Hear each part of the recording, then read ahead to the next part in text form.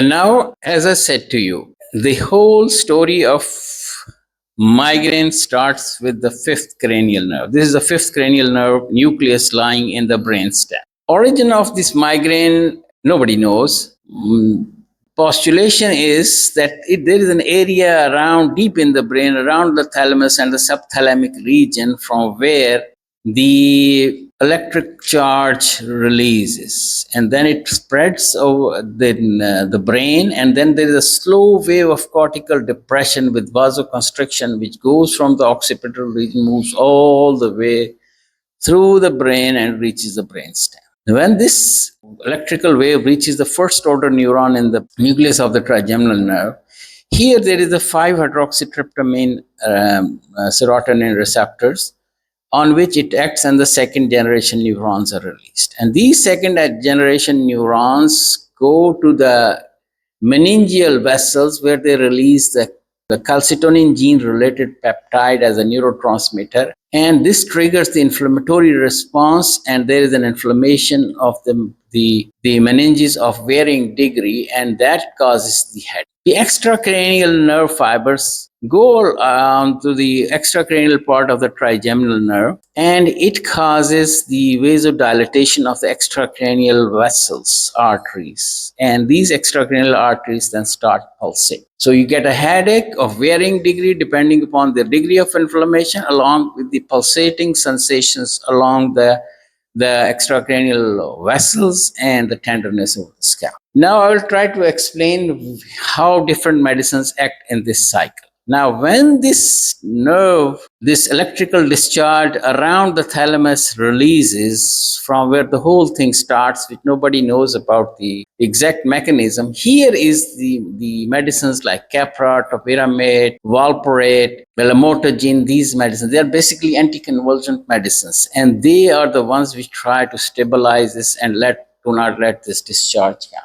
They are used for the prevention of the migraine. Then again, same way, the beta blockers, their exact mechanism is not exactly known, but this is postulated that beta blockers, they act at the central beta receptors, and they block the central receptors. And they also interfere with the 5-hydroxytryptamine and the serotonin pathway transmissions. That's how they suppress this and they prevent this, and they are effective in migraine. Now, this cortical suppression wave, slow cortical suppression wave with the vasoconstriction, calcium channel blockers and cybelium are thought to work here. Cybelium is another calcium channel blocker, flunarizine, previously used a lot. And then when the current reaches this trigeminal nerve nucleus, first order neurons, this is where the triptans or diptans, they work. Also the dihydroergotamine.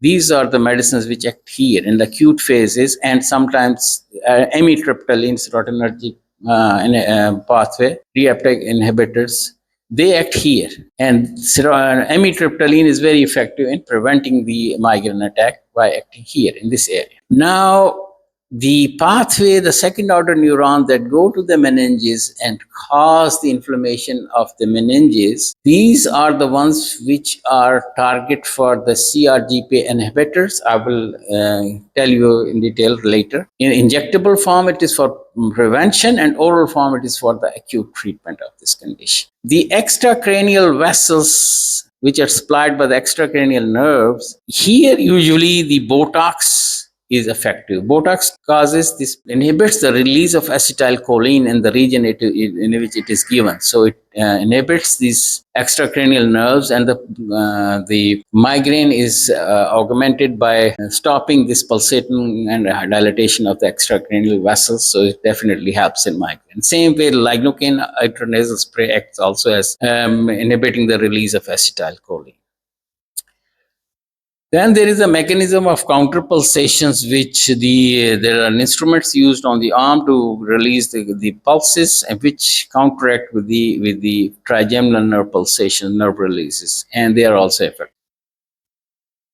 This again is a summary of the different, as I told you, the triptans and Botox and CGRP inhibitors, how they act and how this whole mechanism works.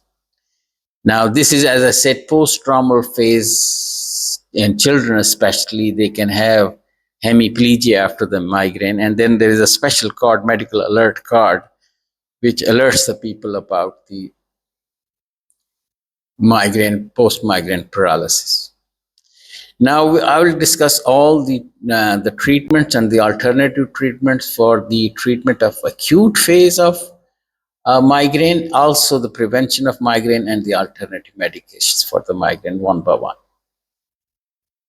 As you see, as I showed you in the picture, that there is the most important cause, the thing is the meningeal inflammation, which is causing pain. And the direct and the easy way in a patient who does not have a severe attack is, of course, the painkillers. So painkillers like paracetamol, brufen, Voltaren, different non-steroidal anti-inflammatories, COX-2 inhibitors like Celebrex, all of them act to suppress the pain. Now, there are certain combination of these medications, like with the caffeine or with metoclopramide, which add on to this pain effect, suppressing the pain. This help in suppressing the pain more. Now, the other thing, which is, this is for the mild to moderate pain. Now, with the pain which is severe migraine, patients themselves learn which one is working in them, which one is not. These are the triptans: sumatriptan, zolmitriptan, rizatriptan. Some are given as oral medications, some are given as nasal sprays. Then they can be repeated until the pain is aborted. But the problem with them is that they have got because they are ergot derivatives, they have got a vasoconstrictive effect. So the patients who have got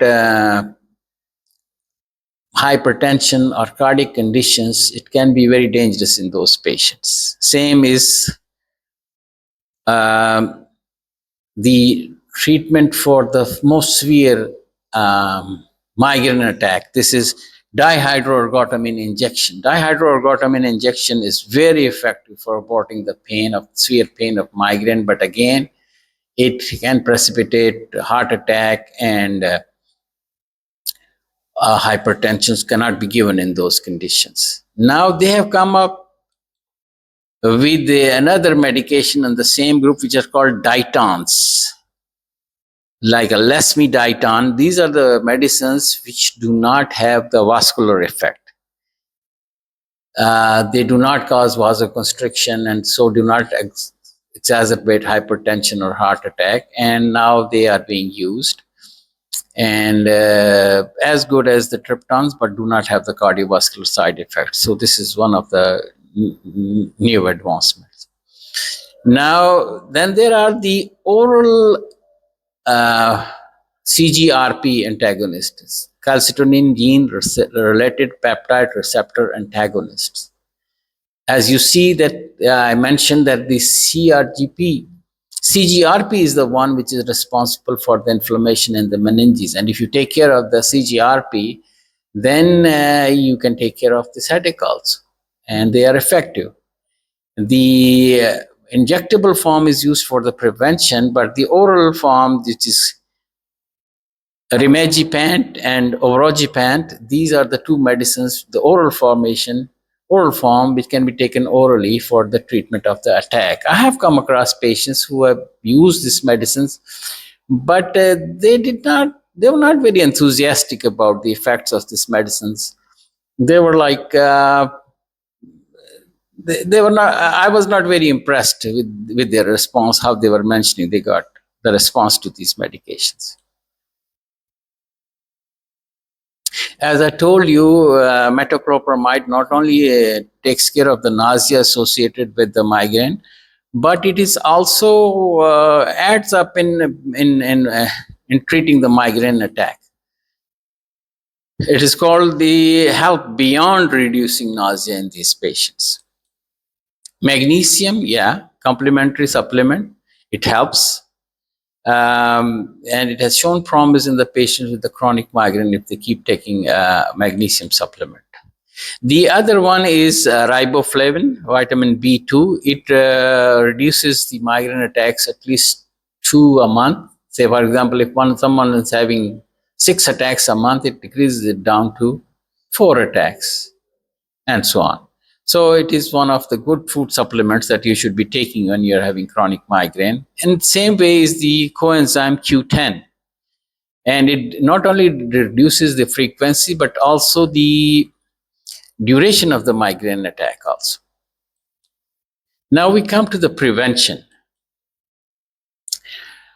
The first thing I mentioned is blood pressure medication and antidepressant. As you can see, in my clinical practice, I've got the most promising results in the patients whom I started on amitriptyline along with the Inderol or Concor or tenormin or timolol. All these patients, they have got very good response to the prevention of the migraine. Good response. Almost 80% were happy with this combination. It's old, but it's working. Then I've seen patients who have taken valproic acid. Those are the patients who are showing good response. The patient who used topiramate, side effects of the topiramate make them quit this medicine, nausea, dizziness. I mean, I've seen patients who come to me, but they cannot handle Topomax very well.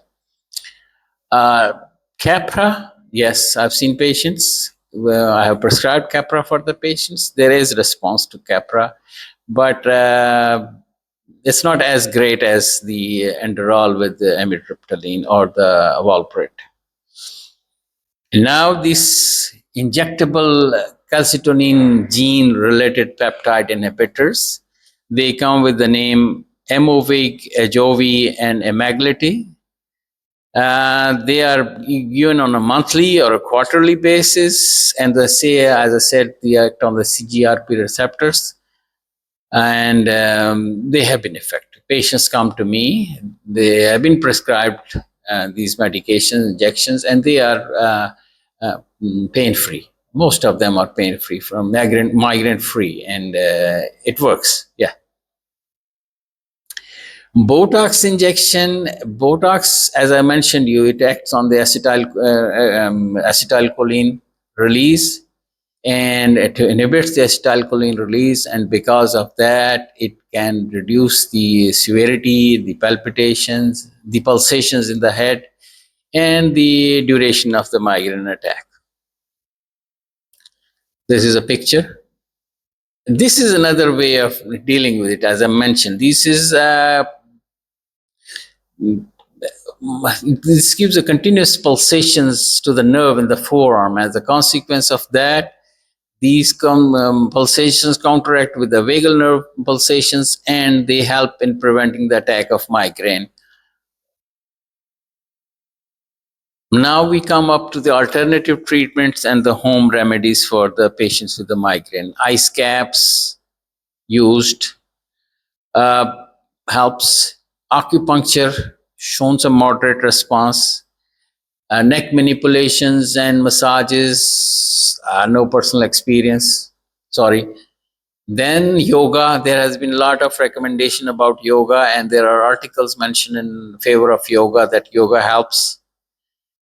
As this magnesium supplement, a lot of literature there. Salmon and ginger as home remedies. And then there is this peppermint and lavender essential oils. There has been mentioned on the herbal sites, herbal treatment sites, and no personal experience. Sorry. And then there is a mention about the surgical treatment of manipulation of the trigger sites for migraine, which I have never seen any patient, but it has been mentioned in the literature. Please, if somebody has got experience about the things that I don't have experience on, reply me in the comments, so we can have a broader base of knowledge for our patients. Thank you.